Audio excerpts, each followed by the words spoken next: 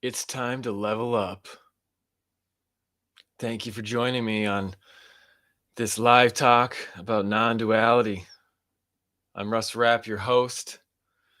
And if you're joining me in this video, whether you're coming live or if you're watching this after the fact that you're watching this means that maybe you need an upgrade.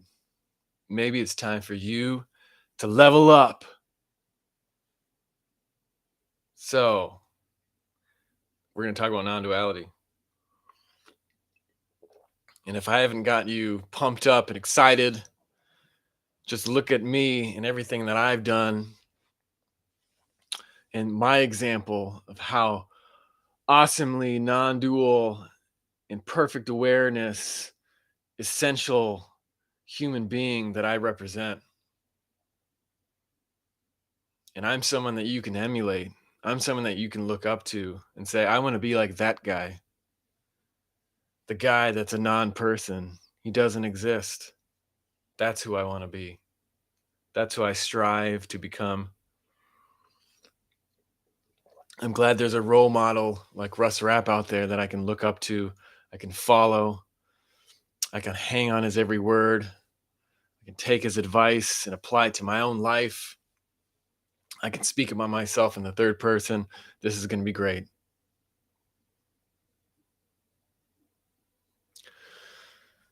So I wasn't sure if I was going to do a live talk here in this moment, but I obviously did because here I am. This is what happens. This is what is happening. It's an excuse to drink my tea. But I was encouraged to hop on here for a few different reasons. First off, I guess I want to just do a little quick plug. I want to plug another YouTuber. Her channel is Heather the Lawyer. And so what she does is she listens to, she used to be a follower of the guru, Rachel Hollis, spent a bunch of money, invested a lot of time, and then subsequently became disillusioned with the Hollis brand. And now she does YouTube live stuff and other videos talking about and kind of breaking down, analyzing Rachel Hollis's podcasts as they come out. So it's kind of like,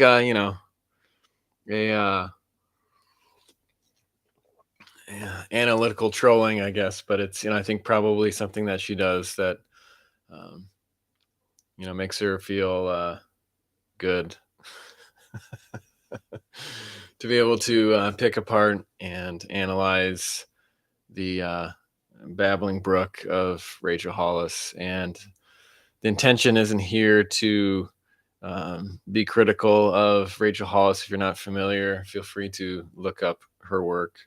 She was a New York Times bestselling author of Girl Wash Your Face, another book, I think. And, I can relate to what she does because she gets on there and talks about stuff and relates it to her own experience and tries to help people. So in that respect, I think, more power to her. I think the reason why people like Heather the Lawyer and other people get frustrated because there's a disingenuous nature to the delivery, to the brand, where if you watch Heather the Lawyer, you can understand what I'm talking about. I've only seen really a little bit of what she's done. I watched one of her videos last night, but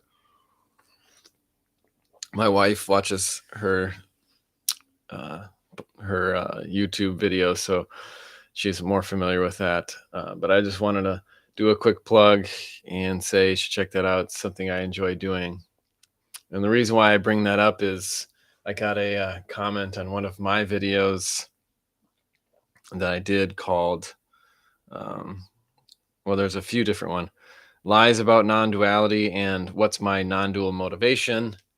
And I got a comment or a couple comments from an individual named Paul Jones. And Paul Jones says in my lies video, he says, "You researched what you're saying? Really? You really need to upgrade. Non-duality is not about belief, but about experience, evolving. Arrogance has got you by the nose." And then Paul in another video says, he comments and says, "Your understanding of what you're talking about is pathetic. You are a born again person, which means you believe written material is burdened by over 30,000 errors in translation. This video is one of the worst I have ever had to try and sit through.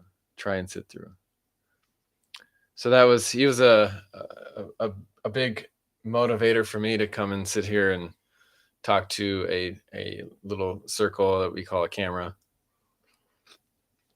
turn on my ring light and hook up this microphone so you can have a better audio.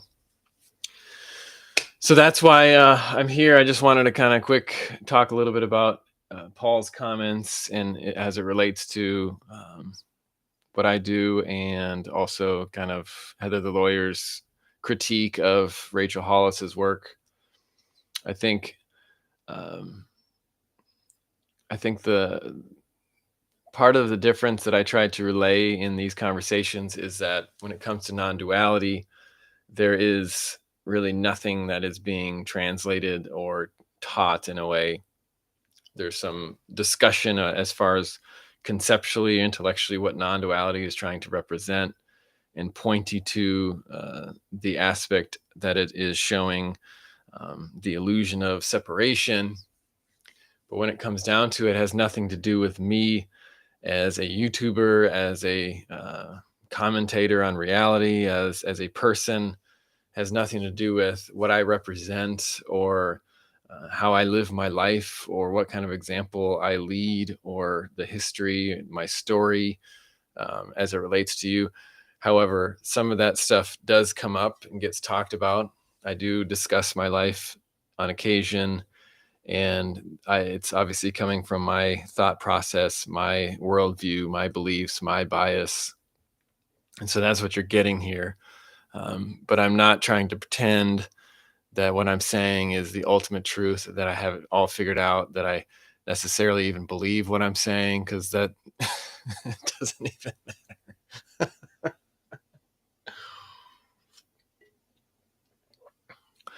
And so, when you watch someone like Rachel Hollis, her brand or how she tries to portray herself is, it's all dependent on her as a person for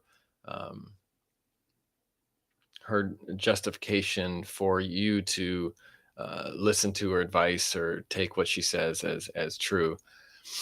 And obviously, it's not all about her. So she does bring in other authors or books or speakers or people that she can bring in that will maybe explain other things that she's not an expert on in depth. And so you can see that from other perspectives that maybe you can learn something from that's not necessarily all about her. But essentially, the brand itself is highly centered around her life and her story. And so then I think part of that has to do, it's kind of like the cult of personality. I think that played a lot of into the meteoric rise of her speaking motivational career, her enterprise, if you will.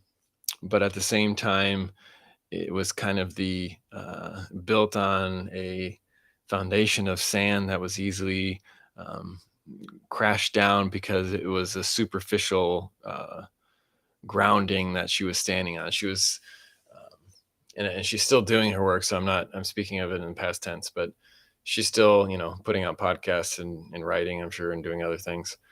But the idea that she built her identity around her in such a large sense and uses, motivational quotes and other authors to kind of build credibility around that.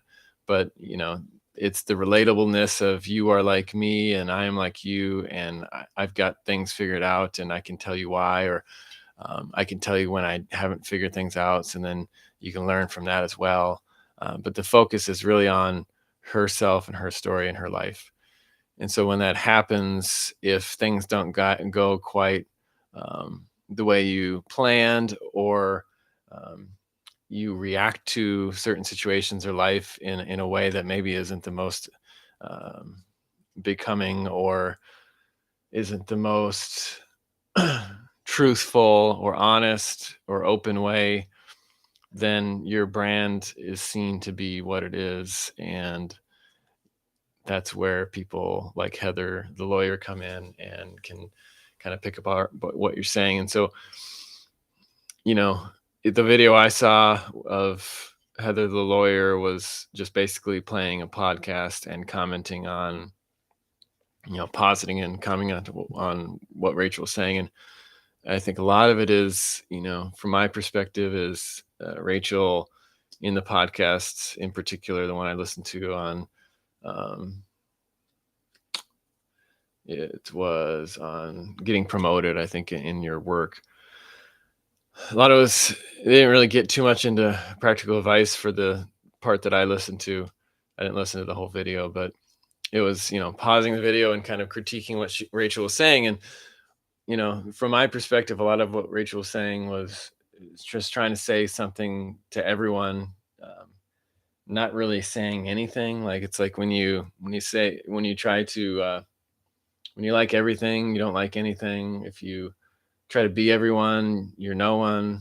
So it's there's a lot of non-dual aspects to what she's saying. So that's where I feel like I can relate to Rachel Hollis. Is um, she says a lot of things, but never really says anything, because if you want to grow and have people project their preferences, their likes onto you, if you want to build a following of people that appreciate what you're saying, if you take a stance that is something that people don't agree with, or people find offensive, then you're liable to lose followers, you're liable to be criticized. And so the easier road to go is to basically say everything to everyone that everyone could potentially hear. And so, perhaps you're watching this video and you're someone that's, you're a teenager that lives at home, and you're trying to figure out your way. Or maybe, you're a husband or a wife or a brother or a sister, or none of those. Or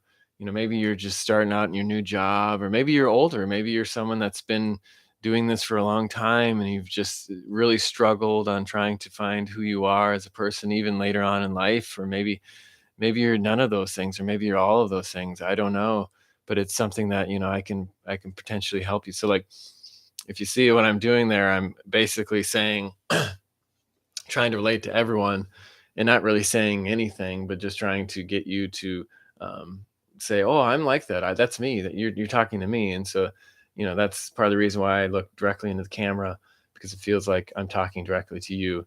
So there's this aspect of discourse where it's making that connection, and then the advice that's given or the conversation that follows. There's an aspect of kind of ego where it's talking about my life, where so I had this peak experience, I had this awakening experience, and now my life has ever changed. There is no suffering, there is no person, blah blah blah. And so then you can project onto me that I have something you don't. And then the advice that's given around that is something like, um, well, if you're at that stage in life where you can be um, someone that you aren't, you can step outside of your current self and become the future self that you've always wanted to be, the future that doesn't exist. And or maybe you really want to hold on and work and continue to plug along with what you're trying to accomplish, so you don't want to give up and move on. You really want to stick it out, because time is an illusion, and sticking out with something that isn't real is great, because you're that's how you learn. So either you walk away from what you want to do, or you stick with it. Either way, it's that's something that you can decide, and you can try to manifest in your life. And you see it, what I'm saying is, a lot of this sounds like kind of what I talk about non-duality. But I'm saying everything and really nothing. It's just a babbling brook of BS. And that's where I think it's fun to kind of pick that apart. So when people like Paul, what's his last name? Paul Jones, I think. So I want to plug Paul Jones and his maybe he has videos on non-duality. But when he talks about needing an upgrade, it's not about a belief, but about experience, about evolving. Um, what is evolving? Who is evolving?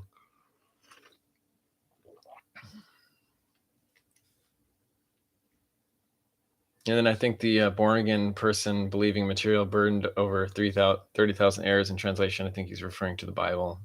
I think in that one. So he gets triggered by biblical or religious texts. But I'm sure he would maybe be comfortable, quoting the Tao Te Ching or the what do you call those other ones? The other texts that are. Oh man, this makes me look stupid. See, I'm not qualified to talk about this. I'll find it here. Hold on.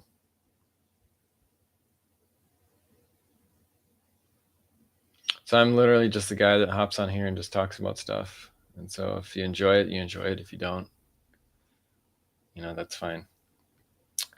So I was trying to get to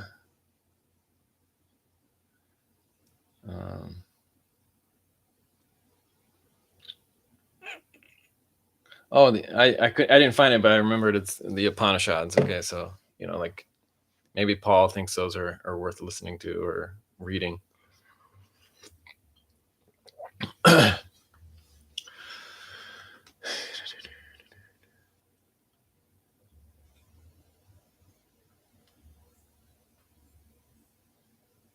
So it's interesting, talking about needing an upgrade. So then non-duality in that sense becomes something that you have to become, that you aren't already as this.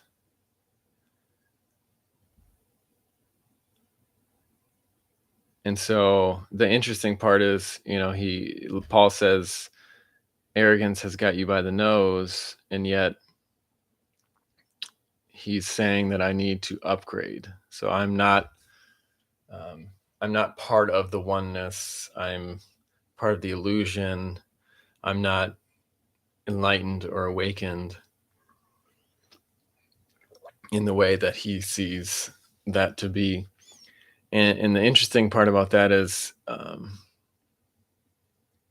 it's like a projection. It's like I say a lot of times with non-duality, it's like a mirror, where if you just reflect it back on yourself, that's where you really do some learning and understanding. So, if Paul wanted to get some value out of my videos, he would go back and read his comments to them and really kind of dissect them, pick them apart, like Heather the lawyer does with Rachel Hall's podcast.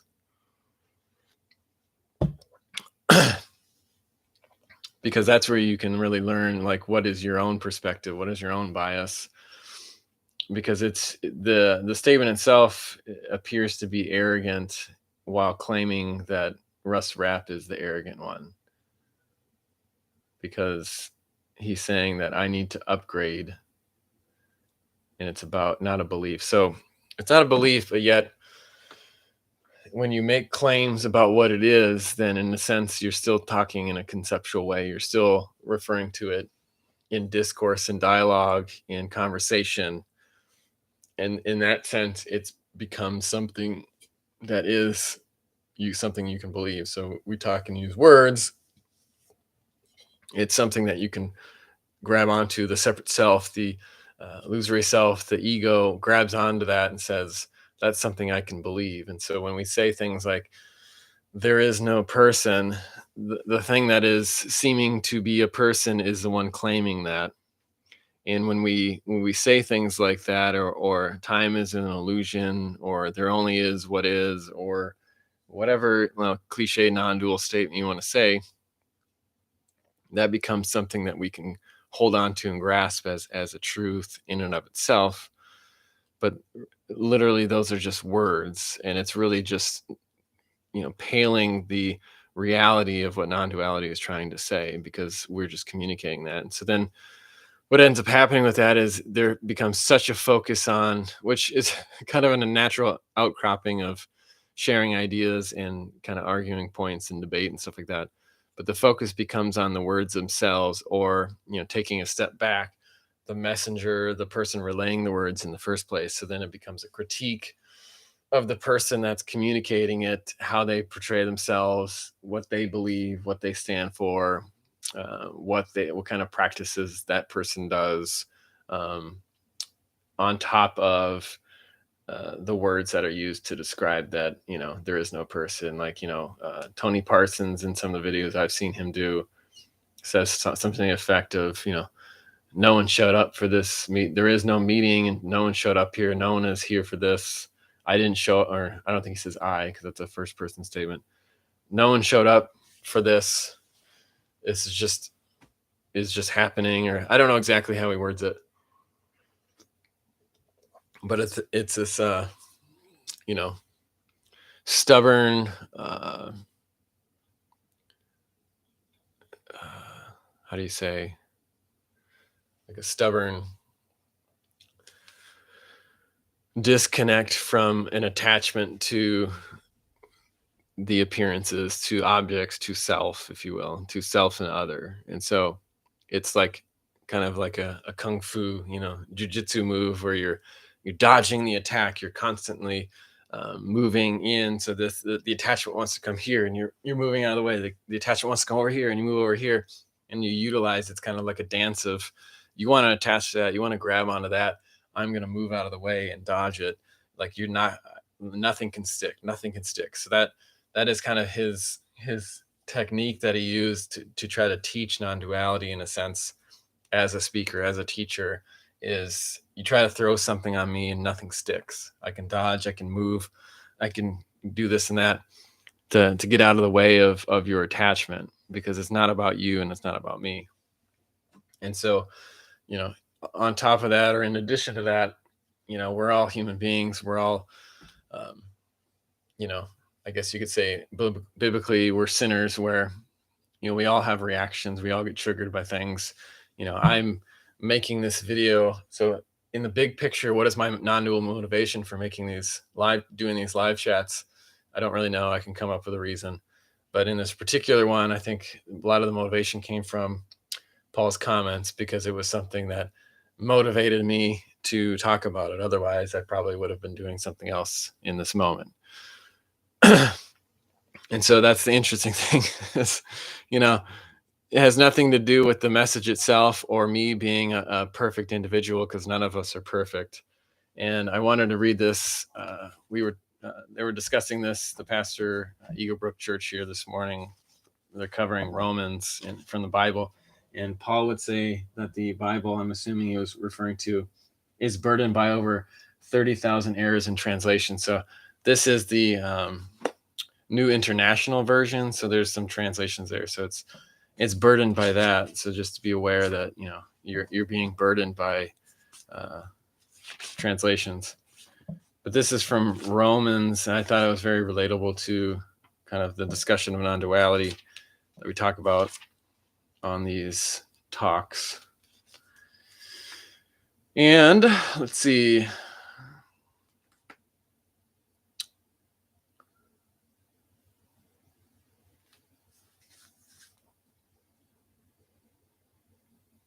Let's just start.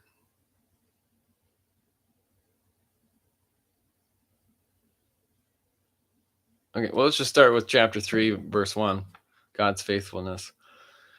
This is chapter 3 of Romans, verse 1. What advantage then is there in being a Jew, or what value is there in circumcision? Much in every way. First of all, they have been entrusted with the very words of God. What if some did not have faith? Will their lack of faith nullify God's faithfulness? Not at all. Let God be true and every man a liar, as it is written, so that you may be proved right when you speak and prevail when you judge. But if our unrighteousness brings out God's righteousness more clearly, what shall we say? That God is unjust in bringing his wrath on us? I am using a human argument. Certainly not. If that were so, how could God judge the world? Some might argue, if my falsehood enhances God's truthfulness, so increases his glory, why am I still condemned as a sinner? Why not say, as we are being slanderously reported as saying, and as some claim that we say, let us do evil that good may result, their condemnation is deserved. What shall we conclude then? Are we any better? Not at all. We have already made the charge that Jews and Gentiles alike are all under sin, as it is written, there is no one righteous, not even one. There is no one who understands, not one who seeks God. All have turned away. They've together become worthless. There is no one who does good, not even one. Their throats are open graves. Their tongues practice deceit. The poison of vipers is on their lips. Their mouths are full of cursing and bitterness. Their feet are swift to shed blood. Ruin and misery mark their ways, and the way of peace they do not know. There is no fear of God before their eyes.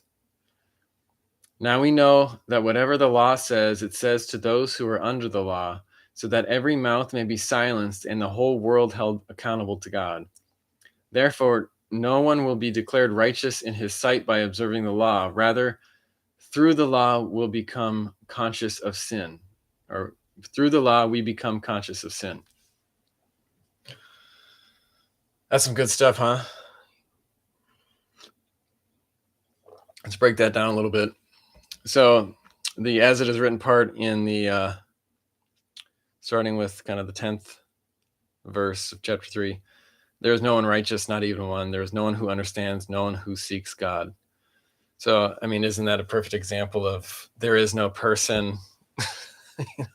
The world is an illusion.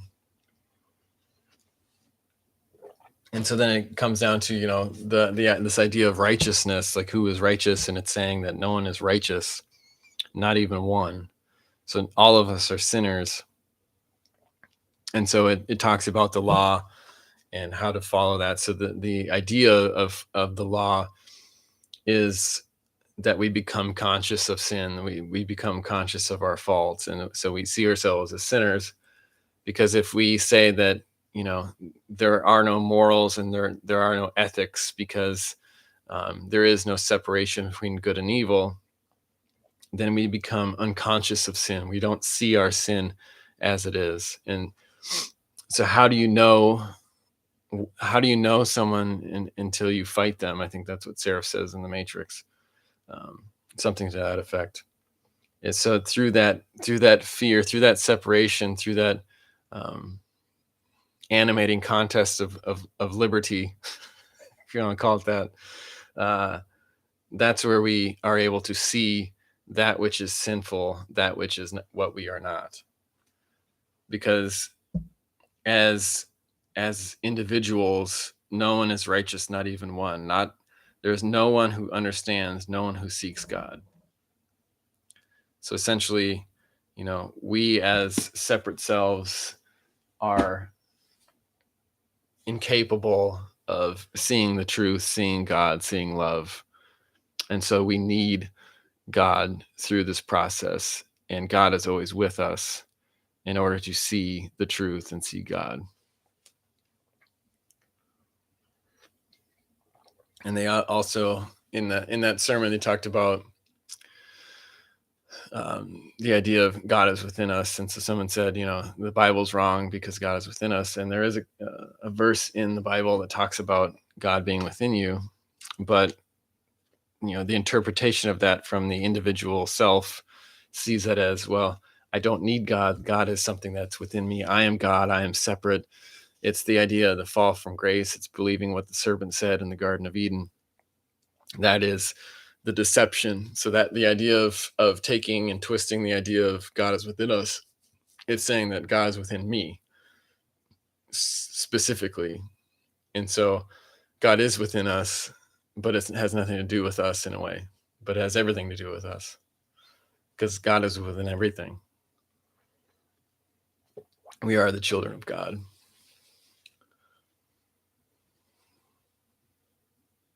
So the chat is open. I've kind of gone through a lot of my spiel, but I don't know when you've joined me, but if you have any questions as far as me as a non-dual speaker and my credibility and how I explain this or the example that I set, feel free to comment or ask any questions that you might have.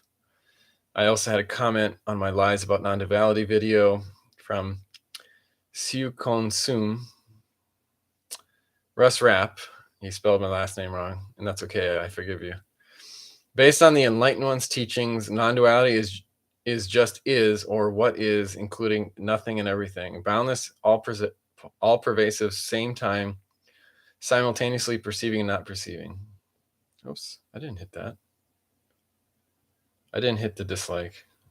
I must have hit the wrong button.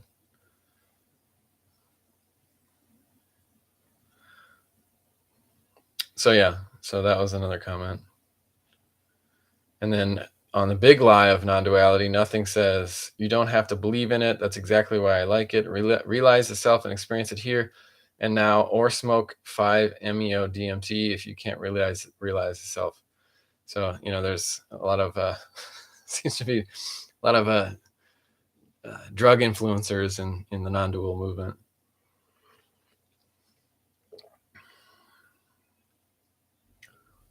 But it's not an experience, so like you don't need to take any sort of medication or have some sort of ayahuasca trip or whatever to be a part of what non-duality is saying. It's for everyone and no one.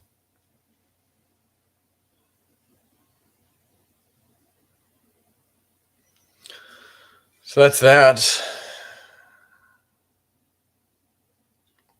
So if you're just joining now, feel free to check out. I plugged Heather the lawyer. She talks about Rachel Hollis podcasts. And it's funny. I just like the whole idea of what she's doing because it's something where, Heather the lawyer had followed Rachel Hollis, probably looked up to her in some sort of guru type fashion, believed, true believer type of a thing where she thought everything she said was just, coming from a silver tongue, blessed by God and just the ultimate truth. And then she realized and became disillusioned. And that's part of the process of life, whether it's being disillusioned about your own self or another person that you looked up to. So now she spends a lot of her time focused on breaking down the Rachel Hollis brand, if you want to call it that. So in a way, it's like trolling. So that's why I think it's funny when people like to troll my videos and say things that are maybe not necessarily relevant or true.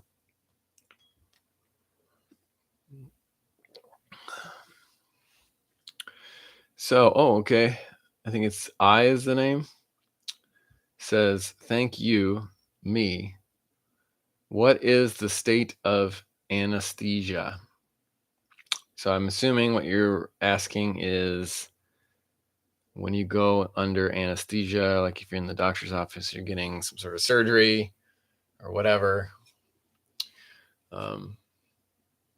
I guess the simple answer is I don't know, but I guess I would assume it's kind of like dreaming. It's a different, brainwave state of consciousness in a scientific way. I think your question maybe is lean towards, what does that mean for the identity to the separate self or the attachment to the ego? What does that mean? Where are you? Where's your consciousness, versus subconsciousness? And I think that gets into a lot of the technical side of non-duality as far as, like science and non-duality, where they focus a lot on that aspect. But I don't think that's necessarily to understand, to grasp the basic relevance of non-duality in a sense of saying not to, of saying that the separation that we perceive is an illusion.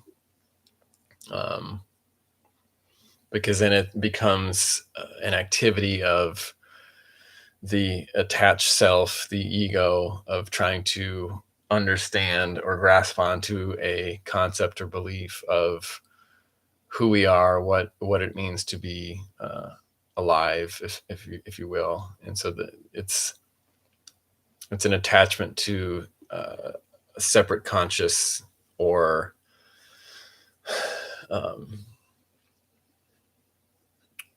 a state of being or experience.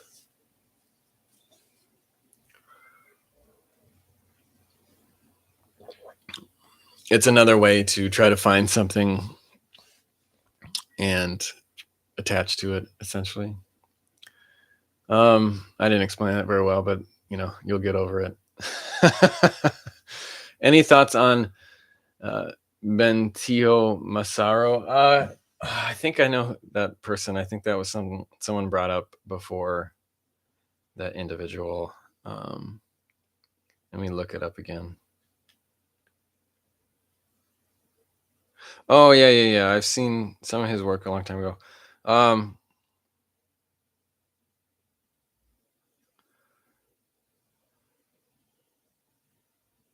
Obviously I don't know. I'm probably saying I'm just calling Ben. I don't know Ben personally. Um, I think he's got a magnanimous personality and maybe has the ability to offer some beneficial advice and help people. I don't know. He talks on camera about stuff that's similar. I'm not giving any juicy stuff. I don't have much thoughts on Ben. More power to him, but it's kind of a similar vibe that you get from someone like Rachel Hollis or Tony Robbins, where they may be highly functional in some of them, maybe, and have reached the pinnacle of their personal development, or whatever you want to call it.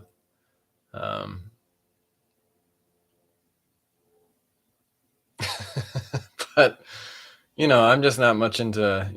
I feel like this is the message of non-duality. It's available for everyone and no one. And so, that's my personal bias as far as kind of being a loner and not really getting into the sitting in a room and having 100 people like listen to you as you are giving sage advice. When it comes to non-duality, there's not much to say about it. So it'd be kind of like, here, come to my retreat, give me money, and we're going to talk about nothing, essentially. But if there's other practical advice, and that reminds me of one other thing I was going to talk about in this live talk, was the idea of, I think, goal setting. Let me see if I can find it, because I don't remember it offhand. I was trying to think of it earlier today.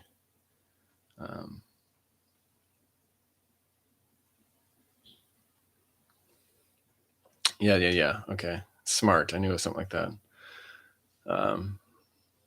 So when it comes to goal setting, using the SMART acronym.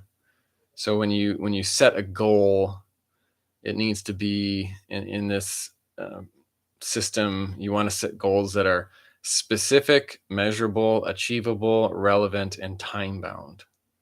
And so you can see this is very based on practical advice. So specific is, you don't want to just generalize, like, I want to be a great person. Like, what does that even mean? So that gives you nothing. Like, I want to be a non-person. What does that give you? Nothing. Measurable, I want to be able to say, okay, right now I have this level of consciousness or non-dual awareness, and now in the future I have this, and I can measure that. Achievable, it's something that I can actually do. It's something that I can put effort into. I can do the right mantra or meditation. I can go to the right retreat and worship the guru. I can take some sort of, drug or mind altering thing to get to a certain place of experience. Relevant has to be something that's relevant to what I'm trying to achieve. So, what is non-duality? How is that relevant? Well, it gives you nothing, and nothing changes. And so, the relevance of non-duality is non-existent and time-bound. Time-bound meaning that you know you started here, and there's a time frame of when you want to achieve it. If your goal is to um, brush your teeth, my goal today is to brush my teeth, but I only achieve the goal in 5 years, so I don't brush my teeth for 5 years. That's not really achieving the goal. So when it comes to the goal setting SMART acronym, it's SMART, or sorry, specific, measurable, achievable, relevant, and time bound. So in these discussions of non-duality, non-duality fits into none of those categories. So non-duality is not SMART. That's why it gives you nothing, because it's not specific. It doesn't tell you anything really. It's just a bunch of babble, words coming out trying to point to something that you can't really fully describe. It's a concept that can never really be definitive.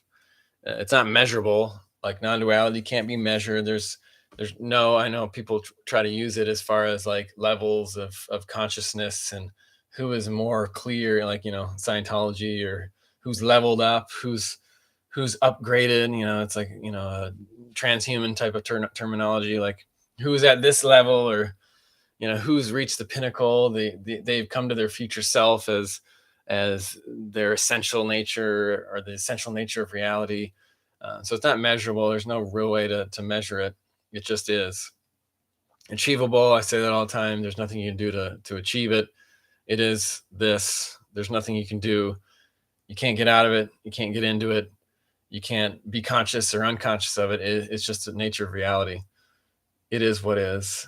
Relevant. So relevant is kind of like the idea of when we talk about non-duality, we use these cliche phrases like there is no person, and none of that is relevant in the practical day-to-day living that we all experience. So if I were to tell my wife, she says, why didn't you do the dishes? Well, there is no person, there are no dishes. That's not relevant to the conversation, and that may not be the route I'd want to take in that situation. And then time bound, time is an illusion in a sense when it comes to the absolute. And so there's nothing that's going to change throughout time. So like when it's something that you believe that something can change for you as an individual in relation to the outside world, if you will, then it becomes something that you achieve that is something through time. But when there's no pinnacle, there is no peak that you can reach.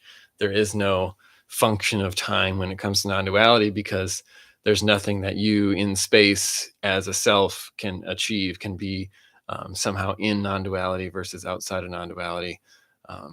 And yet there is no, that is not to say that there are no levels of development or depth. So it's not claiming something. It's not claiming that since there is no time, there is space and time in a sense or an illusion. That's not to say that there is no reality of space and time. Um, there is a perception of it, and so we use terms like seeming or appearing or illusion to describe the reality that we believe to be real, the matrix, if you want to call it that, from a story perspective. But ultimately, it's not like it is real and unreal, like some speakers say. And so time and space are relevant and real to the self, to the thing that thinks myself to be here in a body called Russ Rapp, speaking to a camera into a microphone. That appears to be real, and so that's how we relate to life. And so in a sense, time and space are real and relevant to that which sees itself to be real.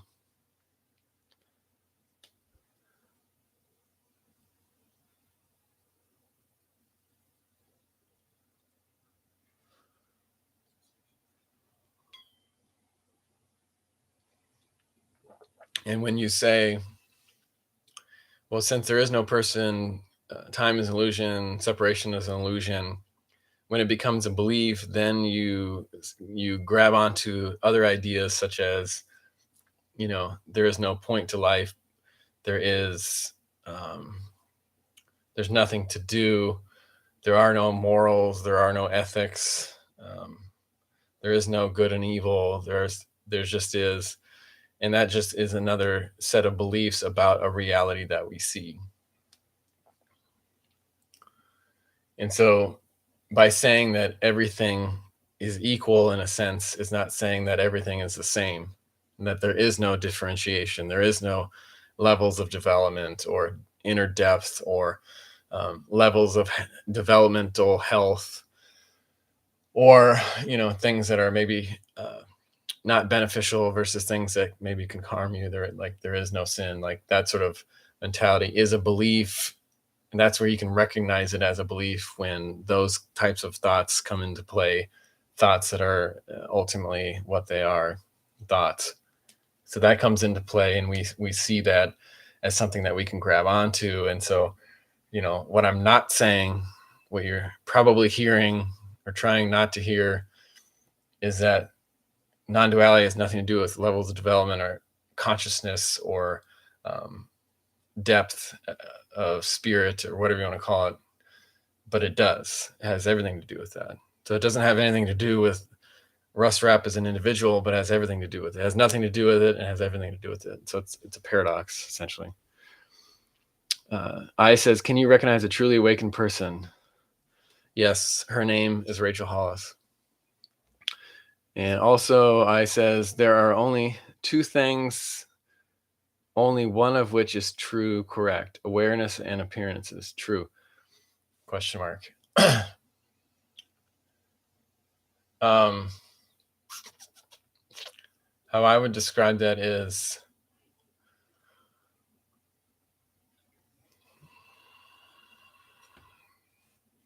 when it comes to tangible reality, information, facts, observable truth, science, things that we can objectively say are true, there is truth to that. And so there are things that are claimed or argued, debated, that are truer or true versus false. There are things that are not true. So in that sense, it is not true that I'm drinking tequila in this, because it's tea. It's like a sweet, spicy tea of some sort. And it's from Good Earth. And the quote from Ayn Rand is, "The question isn't who is going to let me, it's who is going to stop me." That's the quote on the little tag. So there are things in life that are true and things that can be disproven as not true. And there's levels of trueness, if you will, as far as, perspective and that sort of thing. So that's the level of the reality that we live in, that we see ourselves to be in. When talking about non-duality, it's not something that is can be absolutely stated as being true.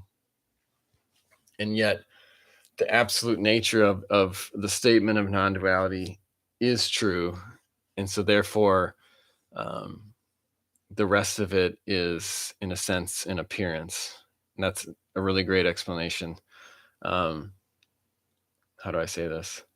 We can't know the not side. We can't know the unmanifest, the empty side. We can know the fullness of manifestation, but we can't know the emptiness of it. We can speculate. We can guess of the emptiness. We can use science to say, hey, let's look at an atom and keep going and digging in deeper and deeper and deeper. And then we see the nucleus, and we see the quarks, and then we see a bunch of empty space. And we can take that kind of like a law of gravity to be true, because that's what we observe in the observable world, that the center of our matter, of reality, of materialism, is empty. And so you can take that as to be, well, that is the nature of reality, but in a sense that's based on observation. So there's still a leap of faith that's done to say that's provably true. So for someone that only sees in the world, only lives in the dream, the only way to know that the dream is a dream is through faith, is through not knowing, is through, I guess, in a sense, believing that it to be real, a belief that is not necessarily to have or to hold on to. And so that's where, through an absolute nature of non-duality, that's where we can understand the temporal, the temporary nature of the material world, and we can see through the illusion of that. And that's where a lot of times non-dual teachers, including myself, point to this idea of looking at the illusion, at the idea of solidity of reality, and pointing to that which you can observe in order to understand the falseness, the illusion of it. And so the simple way to say it is, when you are attached to your identity through thoughts, through the connection, the mind body emotional connection to identity, and you believe yourself to be real and in this moment, when you meditate, if you've meditated before, or you just become aware of your thoughts, you see thoughts and the words that are produced in your brain for what they are. They're not necessarily the ultimate truth. And there's this objectivism that occurs where you separate yourself through your attachment and identity from that which you used to identify with. And when you observe something, you're able to say, I am not that. And so I think people call it neti neti or something, like not this, not that, or something like that. So it's a way to observe it, to say that I'm no longer attached to that. And so if you peel, it's like the analogy of peeling back the onion, like what's the center of the onion? Nothing. We can't observe nothing. We just assume it's there. And so that's done through this negation of non-duality, this practice, if you will, of seeing, observing that which you believed yourself to be, that which you were attached to, now observing it as the other in order to disconnect from that. And then the natural outcropping of that is attaching to the observer self and saying that that is yourself. But that attachment of the self comes before even that specific conscious awareness, or that observing self. So when we witness our thoughts through meditation, the witnesser is still a separate entity, if you will, a soul, whatever you want to call it. And but yet we attach to that being what is the observer. The observer of non-duality is this. It's everything. It's not a specific level or points of consciousness, if you will. I says universe equals consciousness, consciousness equals universe. And Nathaniel Peterson says yes. Yeah, I think that's where, when these kind of questions come up, I tend to focus on how we define those words, how we define consciousness, because if we're not clear on that in the conversation, then things are assumed that may not be what is being transmitted in the conversation. I'm not going to get into that. I've done that before in some other videos, but depending on what you mean by universe and consciousness, in a sense. But then in that conversation, that dialogue, the focus becomes on the words of themselves and trying to define how we're describing it. And then you kind of lose the forest for the trees, because the focus becomes on the definition, on the belief, on the idea that you're trying to understand, versus seeing that in itself is part of the attachment. Nathaniel Peterson says, I've turned my attention away from the question of what is consciousness and turned the attention to the question of what it is capable of.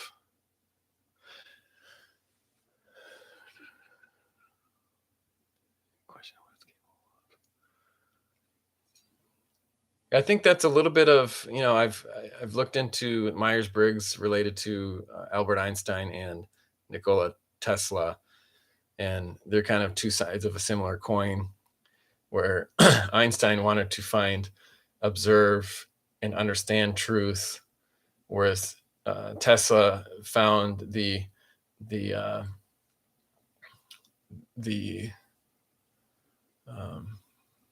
purpose, or the benefit of truth through the use of that understanding. So it's not, Einstein is more trying to understand the nature of reality as itself, whereas Tesla's like, okay, well, what if it's true, then I can use that to manifest. And so he was more like an inventor, if you will, where Einstein was more of a theorizer in a way.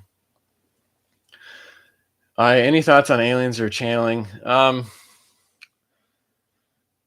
really. I guess, I can talk about non-duality because I don't have to be an expert on it. When it comes to aliens and channeling, I guess I'd say to aliens that, the idea that we're alone in the universe, uh, based on the scientific understanding of the size and scope of the universe, I think that would be pretty, um, I don't know if arrogant's the right word, but egotistical to think that we're the only ones in the universe.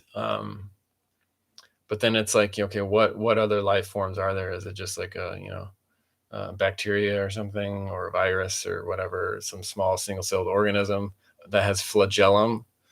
Or is it, a human being or a sentient being similar to ourselves, or some weird thing that we're not even aware of, or, thing, gray being with big eyes? I don't know. I guess the question I would have is if there is intelligent life, aliens in the universe, do they have the capability, or would there ever be a chance to interact on some level with other life forms, in a sense where it's not so much are there aliens, because could be aliens in other solar systems, or at the edges of the universe, but we are so far away and don't have the technology or understanding to communicate or interact with, then it's a kind of an irrelevant topic. But I guess the more relevant question is, are there aliens, and can we interact with them, and what shape or form do they manifest in?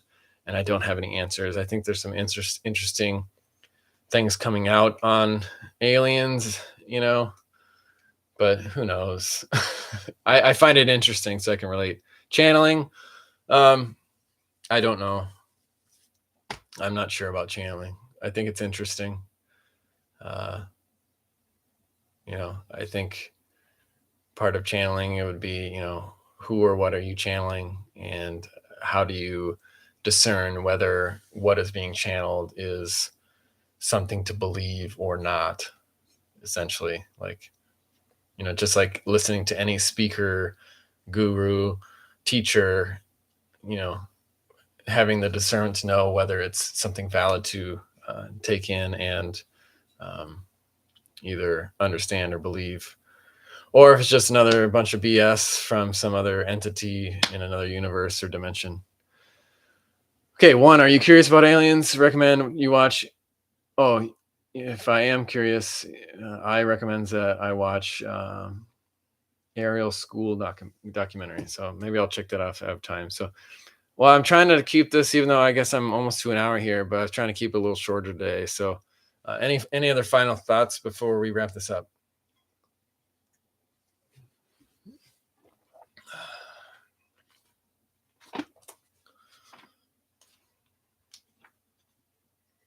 Again, I want to thank, let's see, Paul Jones for his comments and inspiration for me making this video. I hope he, checks this out and listens to my shout out for him. And also, again, plug Heather the Lawyer. Check her stuff out. That's kind of stuff I like to listen to, because it's taking what people say and breaking it down. I like that. I do the same thing for myself sometimes. All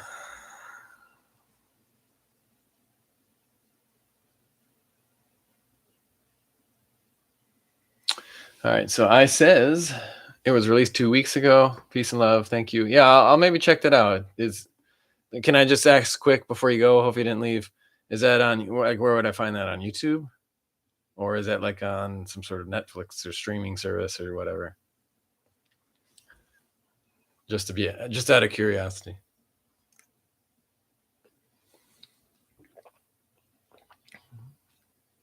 And I want to say thank you all for joining and participating. This has been fun. It's been real and unreal. If you missed the first part, it's some great stuff. You learn how to level up your non-dual awareness. Okay, so Google it. Thanks for your help. I appreciate it. Yeah. From me to I, thank you for joining. And I will conclude with another verse from Romans. This is Romans 8:28. And we know that in all things God works for the good of those who love him, who have been called according to his purpose.